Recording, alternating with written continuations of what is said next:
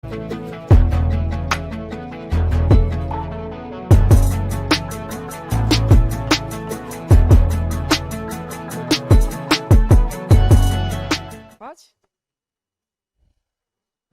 Pronto, você pode. Pronto. Pessoal, vamos começar bem rapidinho. Tudo bem com vocês?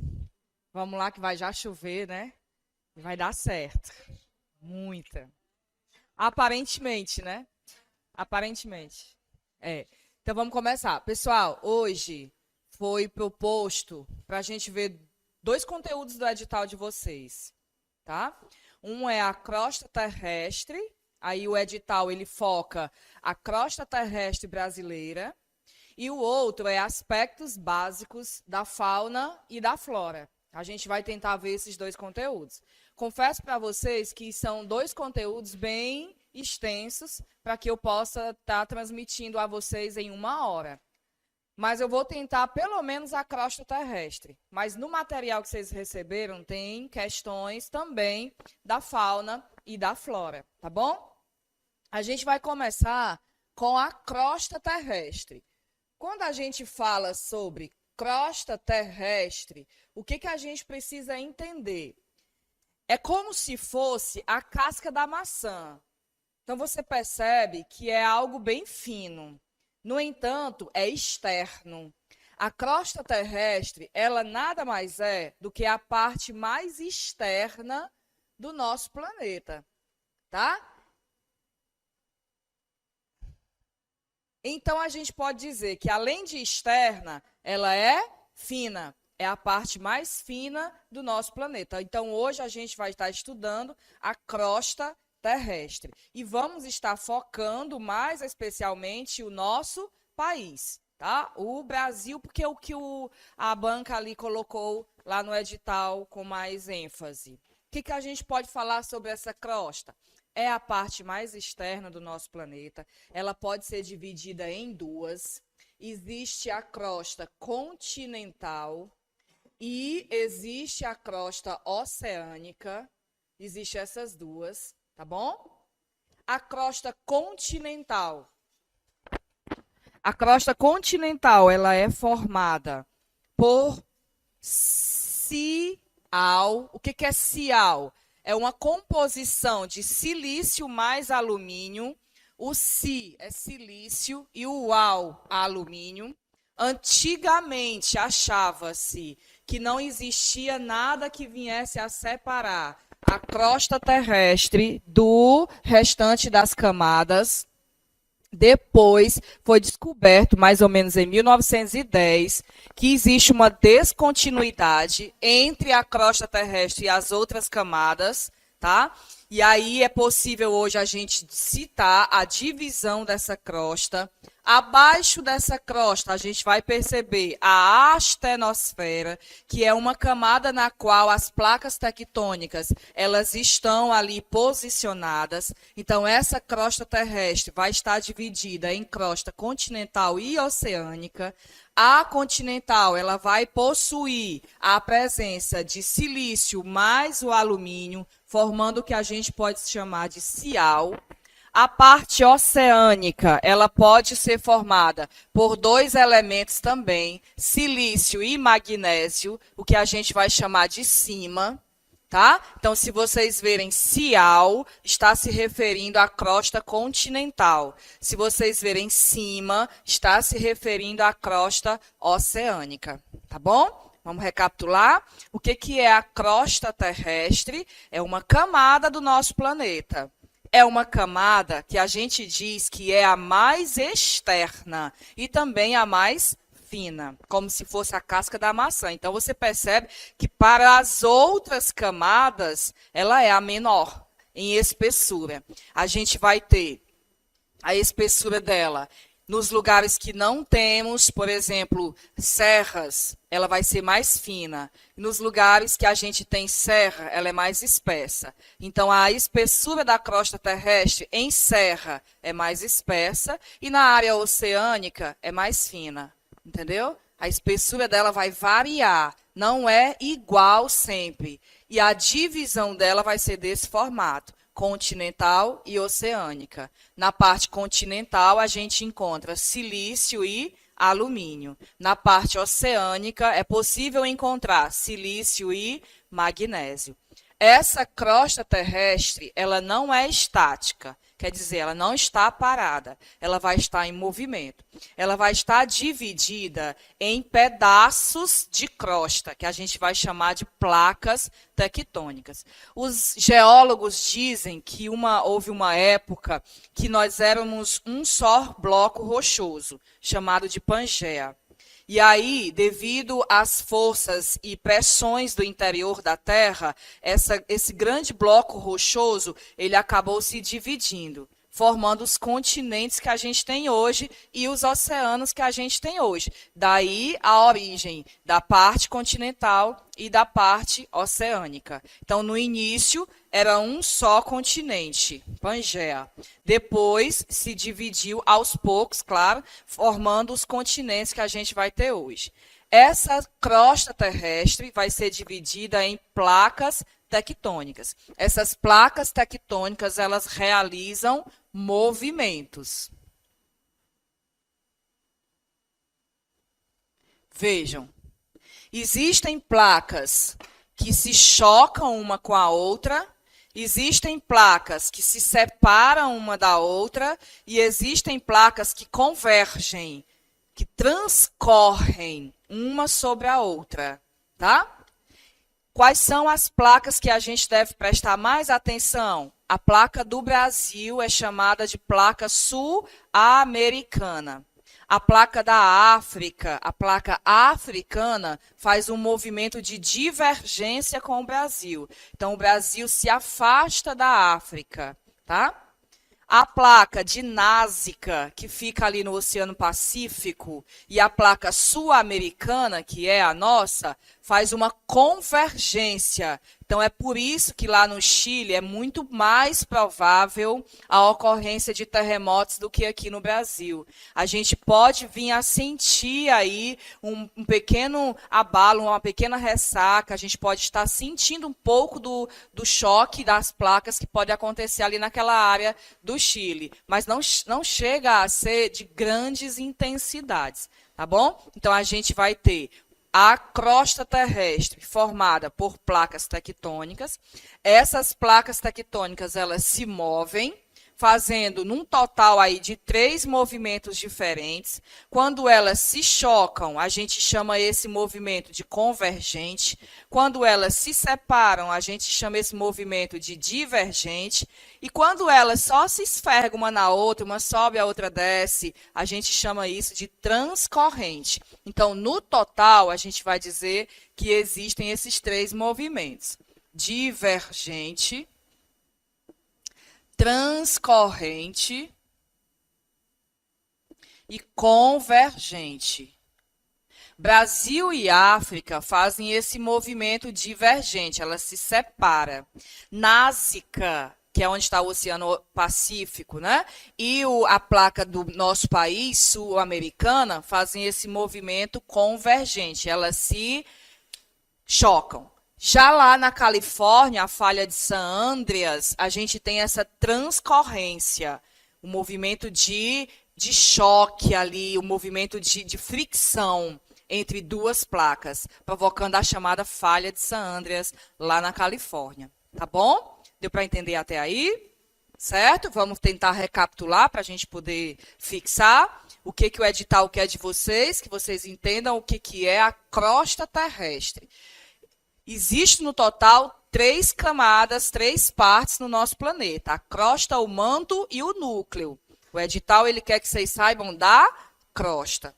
A crosta terrestre é a camada mais externa, também é a camada mais fina, tá bom? Ela vai poder ser dividida em 2. Nós temos uma parte que é dos continentes e a outra parte dos oceanos. A parte dos continentes, que é a continental, ela vai ser formada por 2 elementos em maior abrangência: o silício e o alumínio. Aí você vai lembrar, ó, continental, alumínio, né? O L ali, para não confundir os dois. continental, cial. E a parte oceânica, ela vai ser formada por dois também, silício e magnésio. Então, qual é o elemento químico que a gente vai mais encontrar na crosta terrestre? O silício, porque eu tanto encontro na parte continental quanto na parte oceânica. O silício vai ter maior quantidade. Em relação a minérios, a gente vai ter o quartzo. Quartzo é o mineral mais encontrado nessa parte da crosta terrestre. Até aí tudo bem? Essa crosta terrestre, ela não é parada, ela é dinâmica. Quem faz esse movimento vai ser a pressão que ocorre lá no interior da Terra. Essa pressão movimenta o que a gente chama de placas tectônicas. Não é algo muito brusco, é algo lento, mas todo ano existe o movimento dessas placas tectônicas, certo? Às vezes mais perceptível e às vezes menos perceptível. Às vezes chama mais a atenção e às vezes nem chama tanta atenção assim, mas ela vai estar em movimento. Esse ano a gente teve uma atenção maior com o que aconteceu lá na Turquia, né? Mas sempre teve movimentos. Esse movimento pode ser caracterizado nessas três fases, três etapas, três jeitos de se movimentar. Ela pode se separar, pode se chocar uma com a outra ou friccionar uma na outra. Se ela se choca uma com a outra, a tendência é que tenha maior impacto em um terremoto, porque tem o choque das duas. Aí a gente vai chamar de convergente. Agora, se ela se separa, vai haver sim ali um aumento do assoalho oceânico, mas não vai ter assim grandes consequências que nem acontece com a convergência, que é o choque das duas.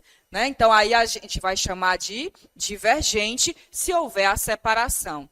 E se houver a frição entre uma e outra, a gente vai chamar de transcorrente. Tudo bem?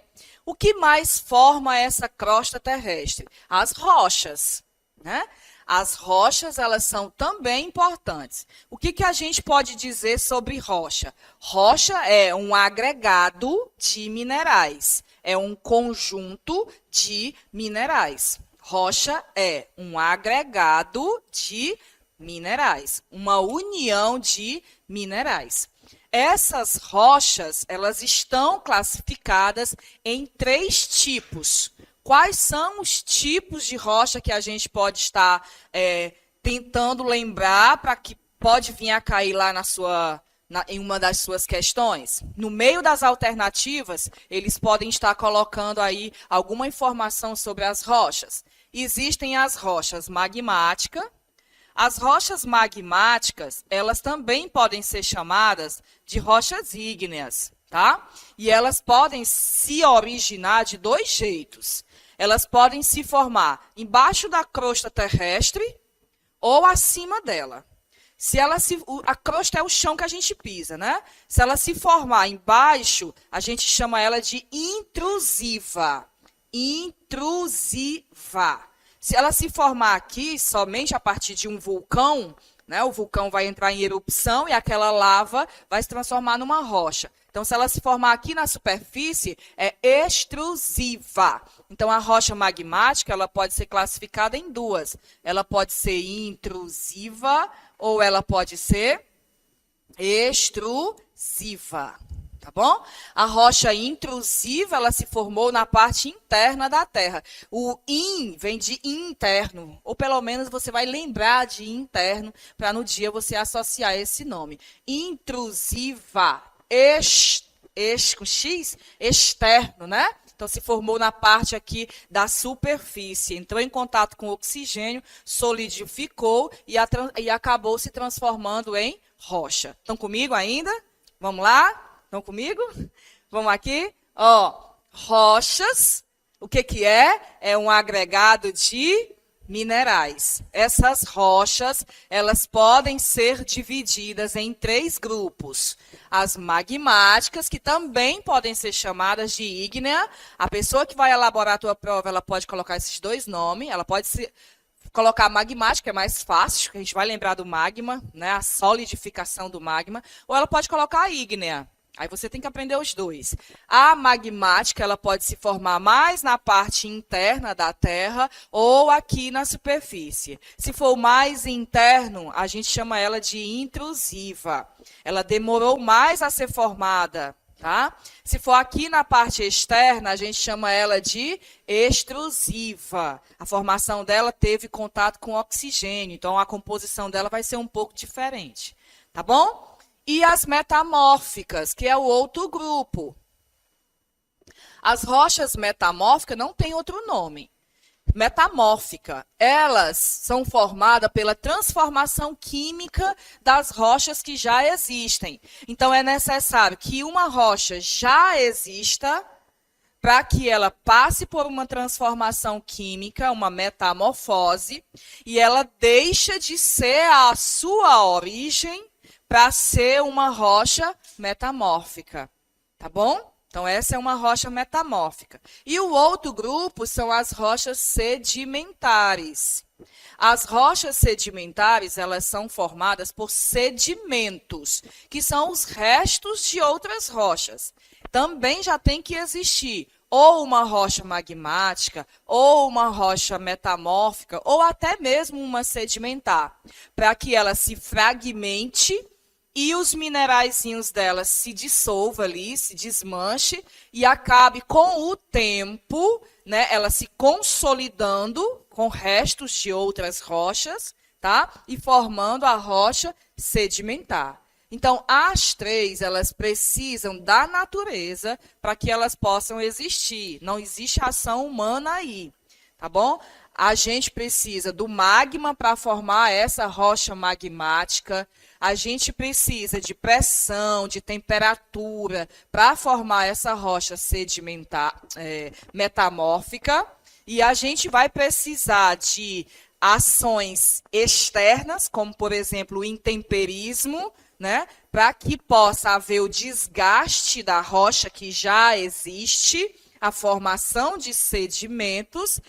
E depois a gente precisa de tempo para que forme a rocha sedimentar. Então, eu preciso de magma para formar uma rocha magmática. Eu preciso de pressão, temperatura para formar uma rocha metamórfica. Eu preciso de agentes externos, intemperismo, temperatura aqui da superfície, tá? Calor, frio, para formar uma rocha sedimentar. Eu preciso de sedimentos e demorar muito tempo para que ela se consolide e forme a rocha sedimentar, tá bom? Até aí tudo bem? Vamos recapitular para eu passar para frente? Bora lá. O que nós estamos estudando hoje? Crosta terrestre, tá certo? A crosta terrestre é uma parte do nosso planeta. Existe a crosta, o manto e o núcleo. Nós vamos estudar a crosta. Essa crosta é a camada mais externa. Ela também é a mais fina.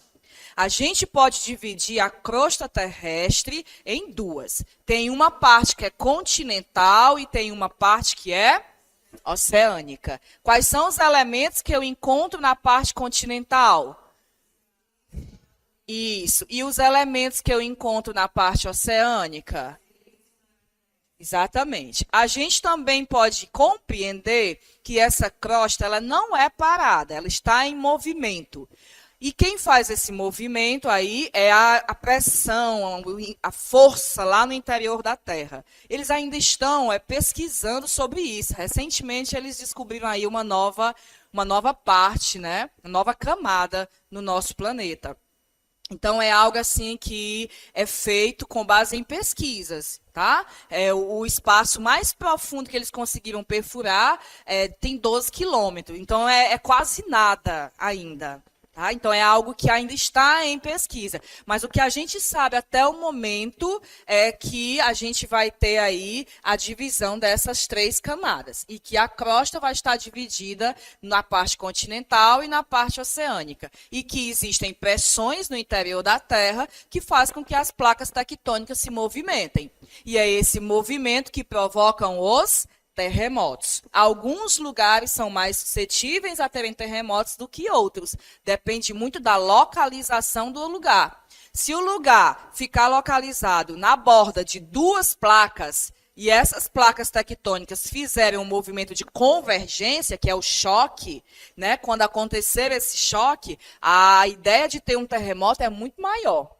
Agora, se o lugar estiver localizado mais no meio de uma placa, onde não tem aí a quebradura, né, entre duas, a separação entre duas, a ideia de acontecer um terremoto é bem menor. Os impactos de sofrer com as ações de um terremoto é bem menor.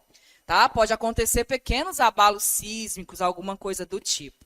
Tá certo? Então, as placas fazem esse movimento divergente, convergente ou transcorrente. Até aí, beleza. E aí, a crosta terrestre ela é formada por rochas. Tá? Essas rochas elas são formadas por minerais.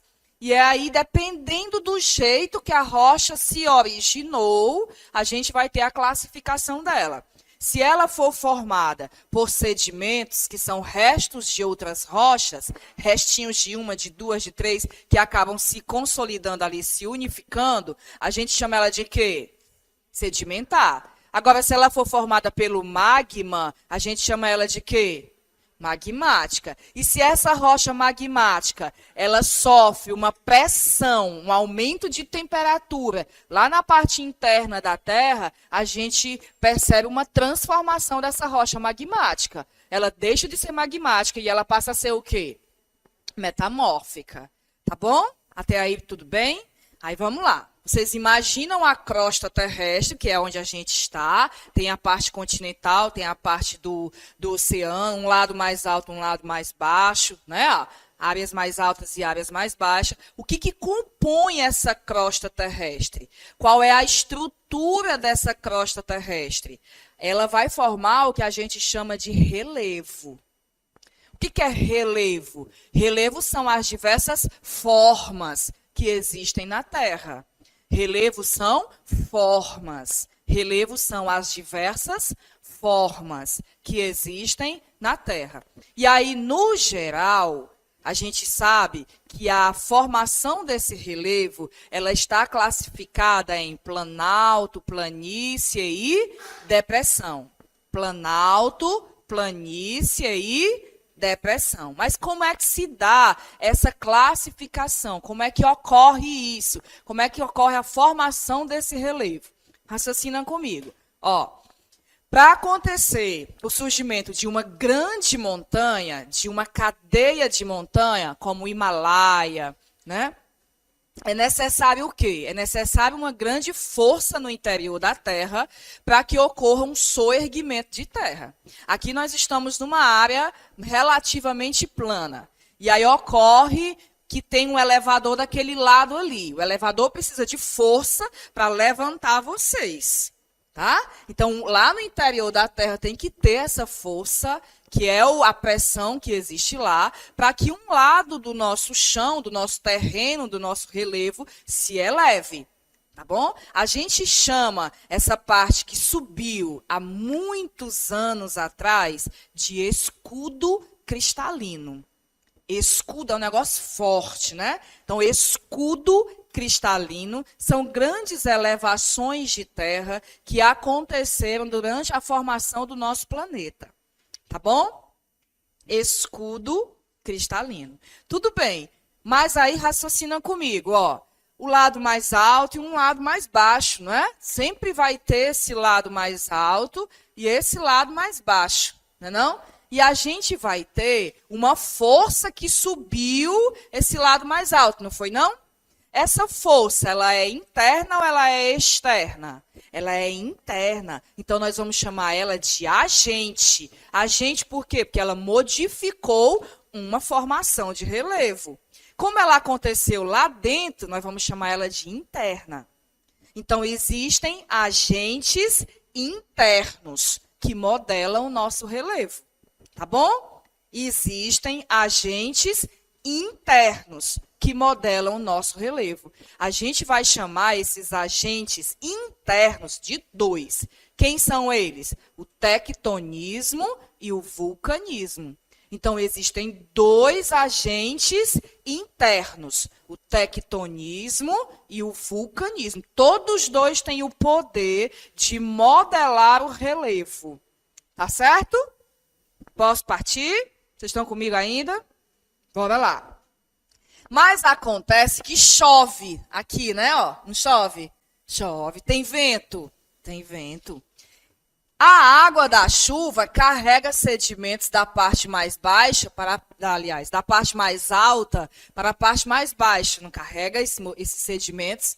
Aí, ó, como ela carrega daqui, aqui vai se modelando, vai se modificando. E aqui vai acumulando esses sedimentos. Raciocinou comigo? A chuva, ela acontece lá dentro da crosta, lá abaixo, ou aqui na superfície? Aqui. Então, a chuva modifica o relevo? Modifica. Então, vamos chamar ela de quê? Agente. Agente é aquele que modifica. Como ela é aqui, então ela é externa. Tá? Então, existem agentes externos que modificam o relevo. Ah, agora eu entendi. Quer dizer que o relevo, que são as diversas formas que existem na Terra, eles sofrem mudanças, modificação? Sofrem. Mas não é algo rápido, é algo lento, é a natureza que provoca essa mudança. Mas quem modifica esse relevo? Os agentes. Onde acontecem esses agentes? Eles podem acontecer no interior da Terra ou aqui. Se eles acontecem no interior da Terra, como é que a gente chama ele? Agentes internos. Quem são eles, então? O tectonismo e o vulcanismo, terremoto, vulcão. Tá bom? E se acontece aqui, na superfície, a gente chama ele de quê? Agentes externos.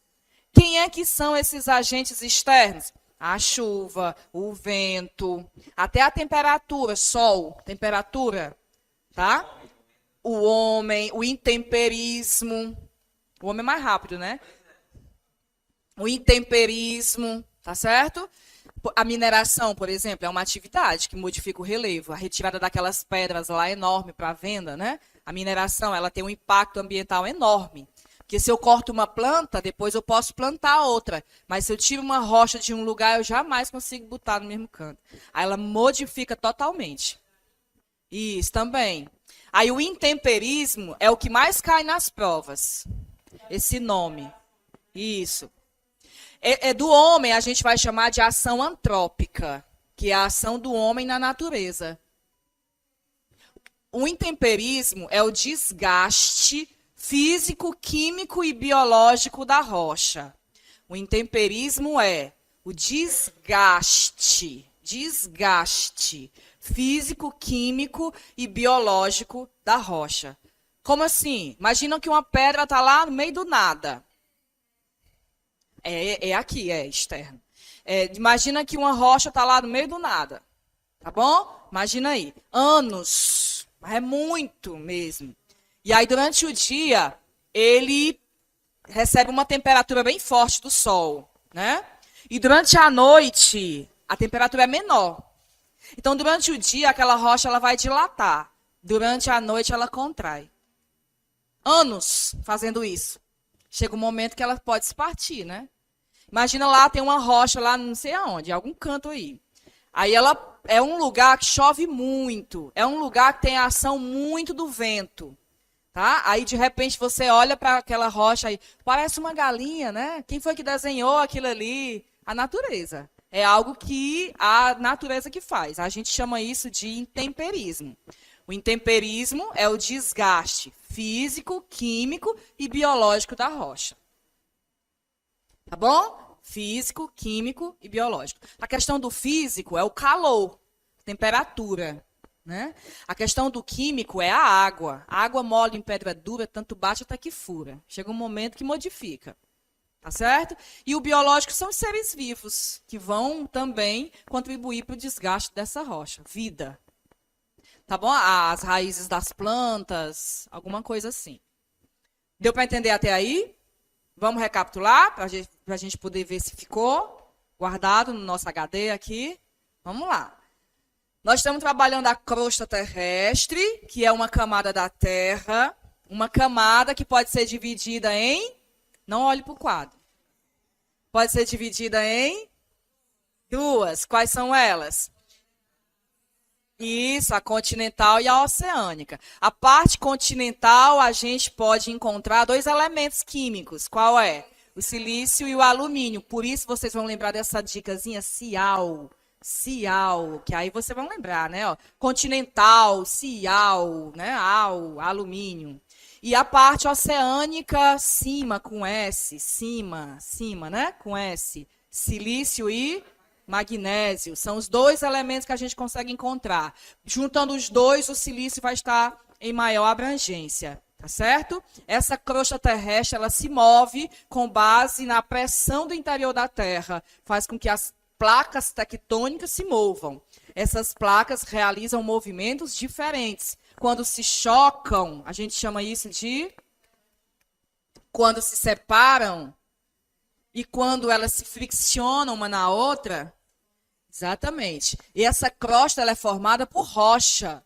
As nossas rochas, elas são um conjunto de minerais, um agregado de minerais. Dependendo da maneira como a rocha se originou, ela recebe um nome.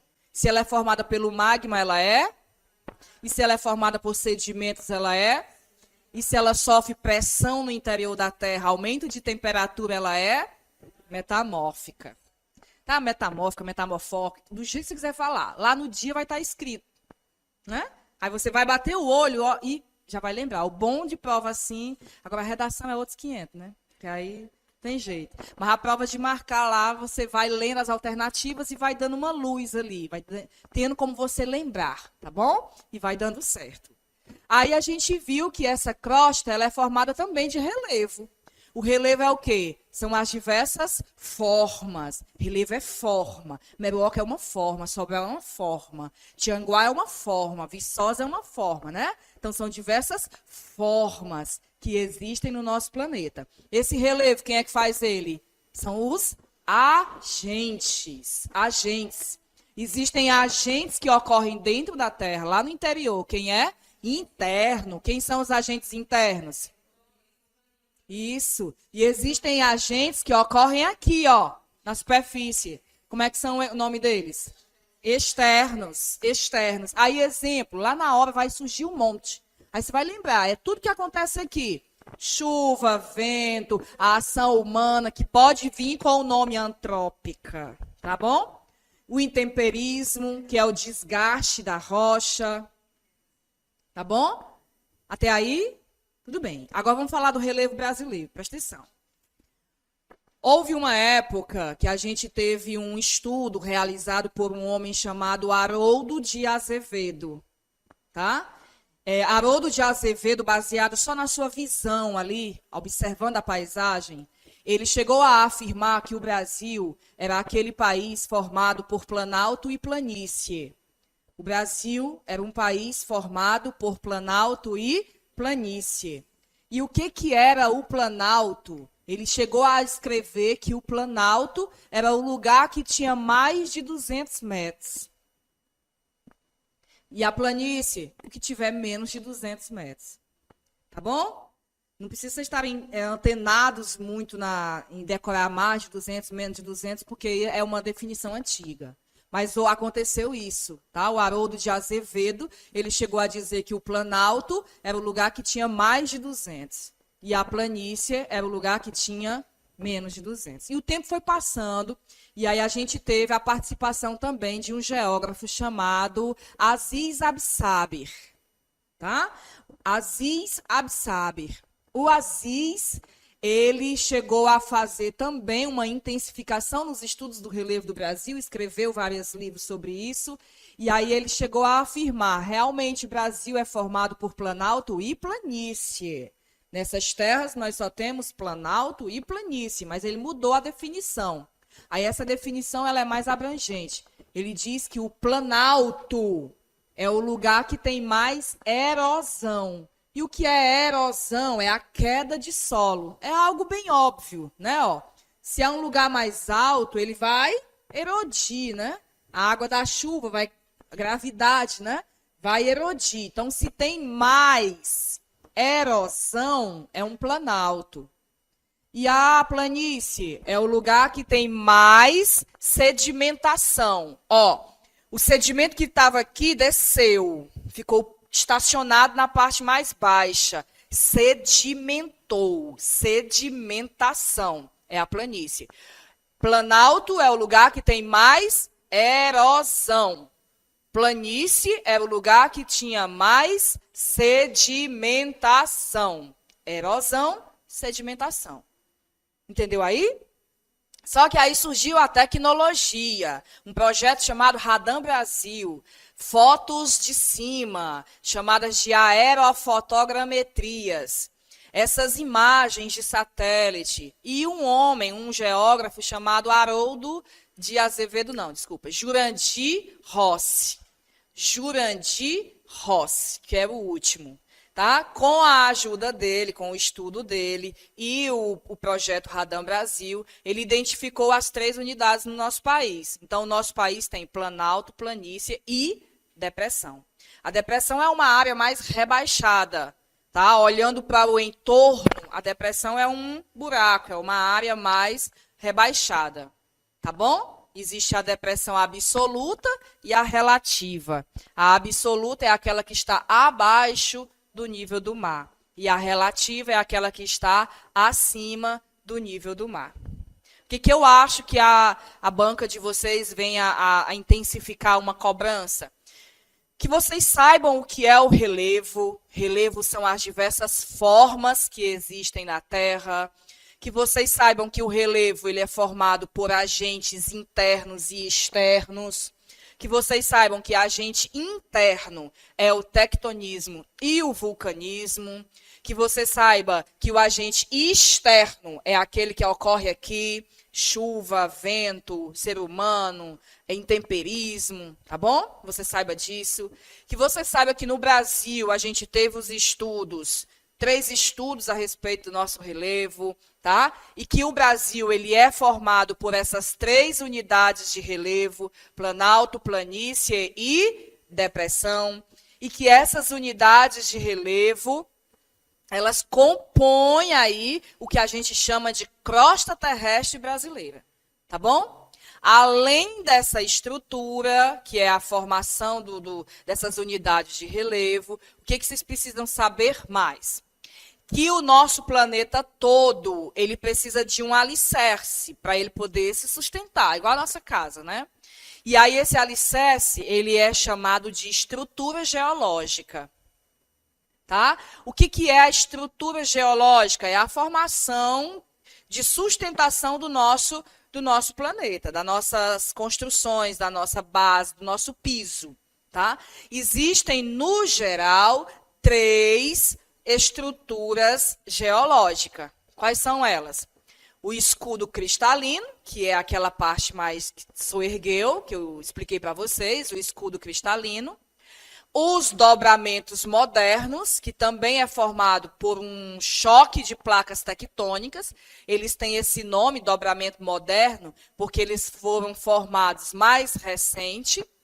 E as bacias sedimentares. Então, no geral, vai existir essas 3 estruturas geológicas, tá? Que é quem? Bacia sedimentar, escudo cristalino e dobramento moderno, tá bom? Vamos dizer o nome deles? Bacia sedimentar, escudo cristalino e dobramento moderno. O mundo todo possui essas 3 unidades, mas o Brasil só tem 2, que é a bacia sedimentar e o escudo cristalino. No Brasil, nem o relevo é moderno. Não existe dobramento moderno no nosso país.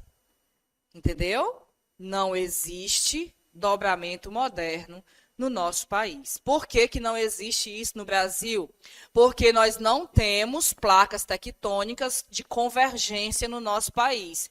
A placa que a gente faz fronteira com ela é a placa da África, mas ela é divergente. Ali na placa de Násica, no Oceano Pacífico, vizinho ao Chile, tem a convergência. Aí já aconteceu ali o surgimento de um dobramento moderno, que é a Cordilheira dos Andes. tá bom? Mas o Brasil não tem. Então, nós não temos dobramento moderno no Brasil. Se disser na América do Sul, aí sim, tá? Sim, a Cordilheira dos Andes, né? Mas se disser no Brasil, aí não, tá bom? Deu para entender até aqui? Tá? Vamos tentar responder só a questão 1. Só a questão 1. Olha aí, ó. Os agentes internos que participam na formação do relevo são, pensem aí, me digam qual é a alternativa.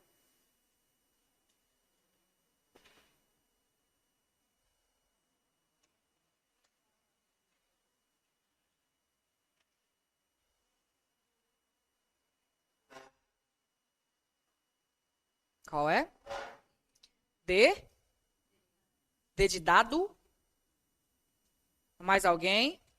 Por que não é a B de bola? Ah, por causa do intemperismo. Por que não é a solo, né? E a C? Clima, ação da água, né? E a... Por que não é a E? Solos. Então, seria a letra... Não é fácil? Facinho, né? Bem facinho, bem facinho. Pronto. Aí, gente, ó, a crosta terrestre brasileira, o básico é isso aí.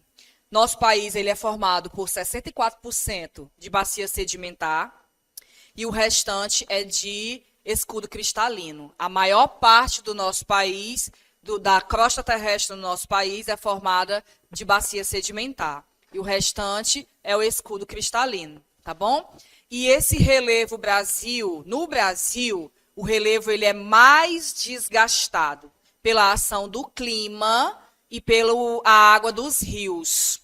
No Brasil, o relevo ele é mais desgastado pela ação do clima e a água dos rios, tá bom? Alguma pergunta sobre crosta terrestre? Não? Nenhuma dúvida? Eu tenho 15 minutos para fauna e flora. Vamos aqui? 10 minutos. Oi. É, só muda a intensidade. Só muda a intensidade. Viu? Abalo é só um movimento assim. E o terremoto é o choque, né? É um abalo. Um abalo, né? Um abalo. E a gente tem falha geológica. É, no Brasil. É muito sentido, às vezes, lá em São Paulo, ali na região sul, quando tem o choque na placa de Nazca ali no Chile. Aí sente mais. Diga, meu anjo. A dois vamos entrar agora, que são os biomas. Tá bom? Vamos aqui. Eu não vou usar o slide de hoje, mas depois, se for o caso, pode compartilhar com vocês, para que vocês possam estar lendo, tá bom? Mas o que eu falei, basicamente, vai estar no slide. Veja só. Fauna e flora brasileira. Ele diz assim, aspectos básicos, não é não? Da fauna e da flora brasileira, né?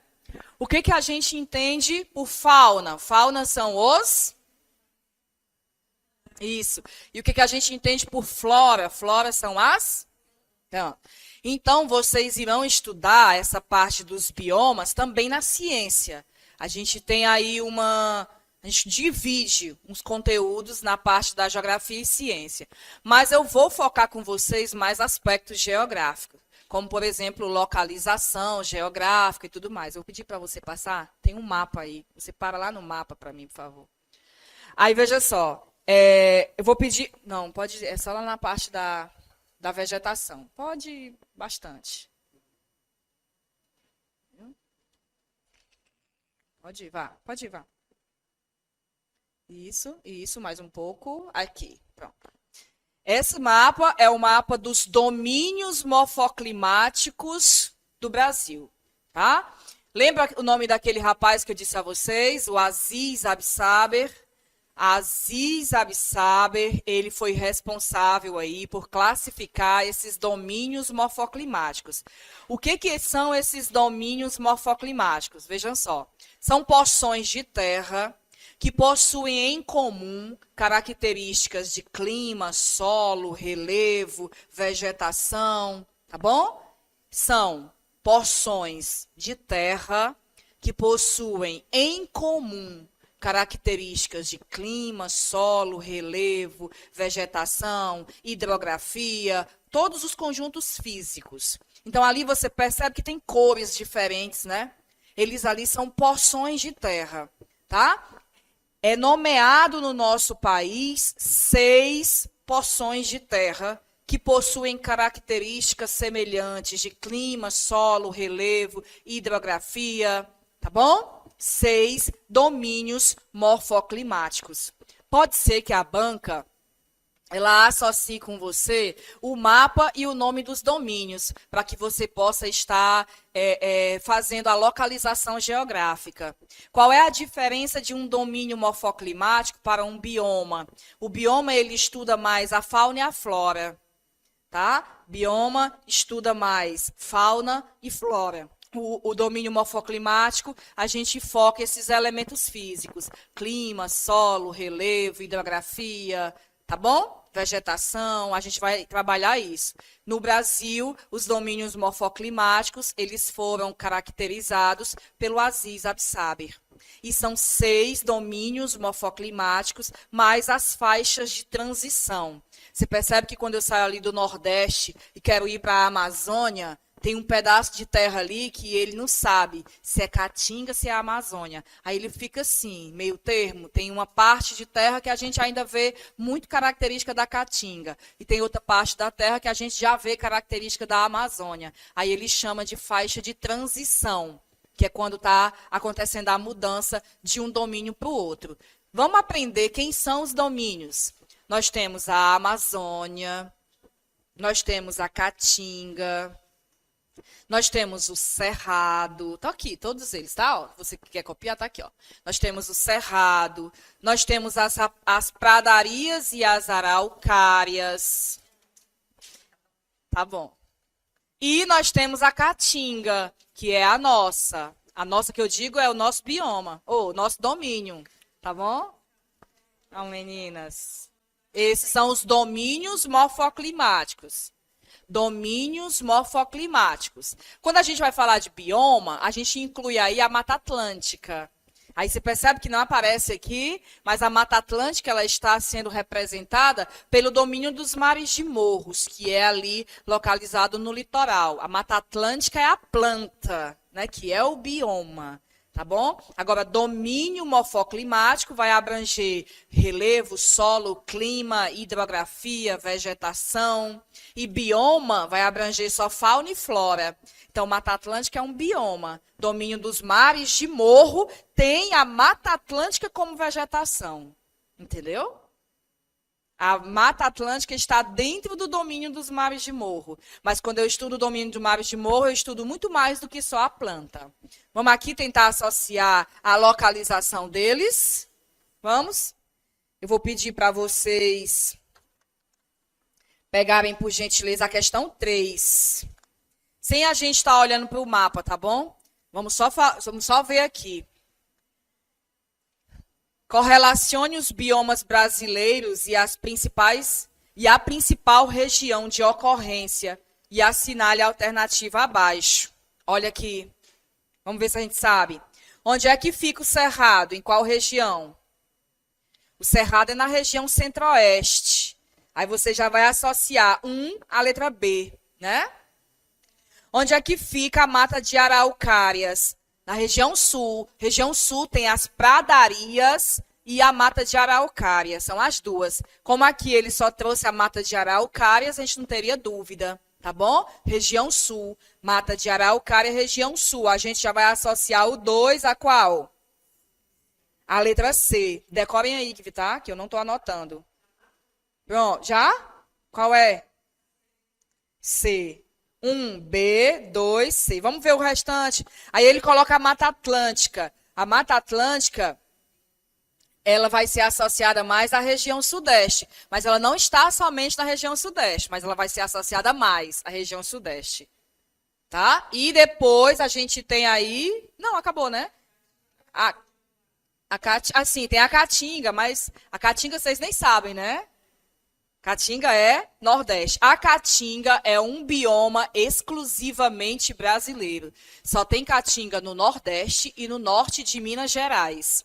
Ó, a Caatinga é um bioma ou um domínio morfoclimático exclusivamente brasileiro. Só tem Caatinga no Nordeste e no norte de Minas Gerais, tá bom? Respondam aí a quarta. Qual seria? A Caatinga. Exclusivamente brasileira. Tá bom? Agora vamos. Tá bom. Vamos ver aqui a 5, bem rapidinho. Eu respondi a 2? Não. Vamos ver a 5 aqui, ó. Assinale as afirmações a seguir e identifique a alternativa correta. O número 1 é a Mata Atlântica. O número 1, olha aí, olha. O número 1 refere-se à floresta amazônica. Isso, até aí, né? O número 1 refere-se à floresta amazônica, a área de abrangência de clima equatorial, que conta com 1/3 do número de espécies do planeta e uma rica biodiversidade. Verdade, né? A gente já elimina o que aí? A C, não, a D, né? A D. O número 2, olha o 2, quem é o 2? É o Cerrado. O número 2 refere-se à área de Cerrado? Certo, onde predomina o clima tropical e apresenta uma vegetação formada por 2 estratos, um superior formado por uma vegetação composta de arbustos e pequenas árvores retorcidas e um segundo por gramíneas. Tudo bem. Número 4, quem é o 4? É a Caatinga. A 4 é a Caatinga, tá certo? O número 4 refere-se à Caatinga, a área de predominância de clima semiárido, com temperaturas elevadas, chuvas moderadas e uma vegetação resistente à seca do tipo xerófita. Certo. 1, 2, 3 até agora. Certo, né? Vamos ver o 4. O número 6. Quem é o 6 aí? Isso. Refere-se à Mata dos Cocais? Não, são as pradarias. Né, ó? Então, seria 1, 2, 3. Qual é a alternativa? P. Aí falta só uma, né?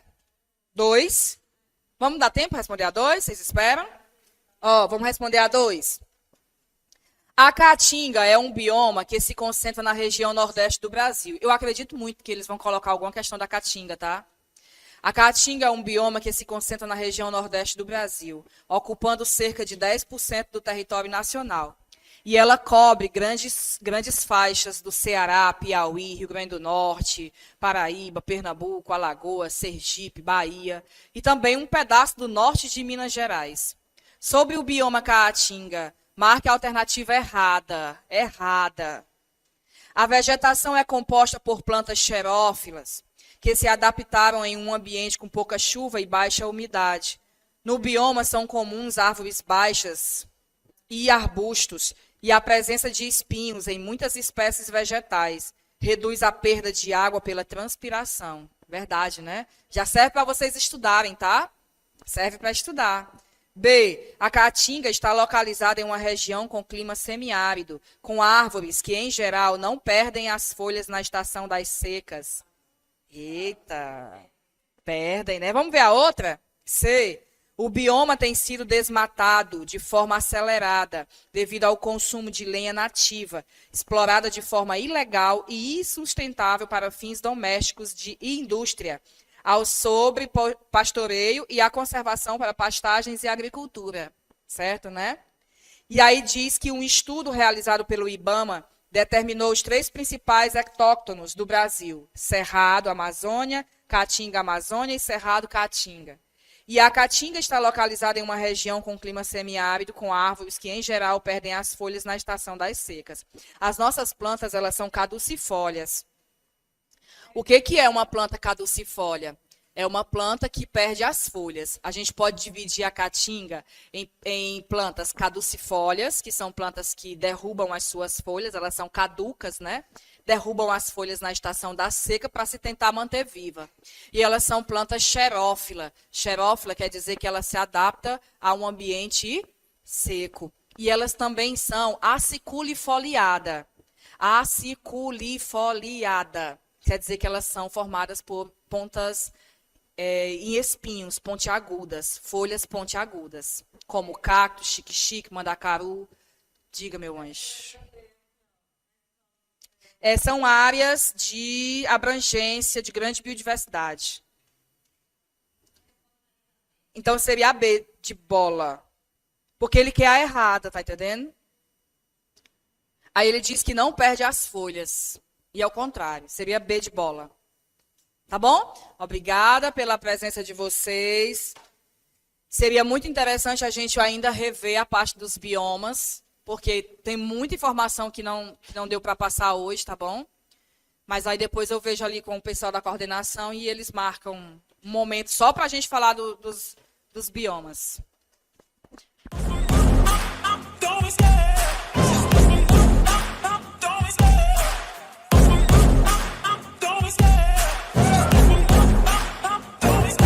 I love the chase and the hunt, and I set the pace when I run.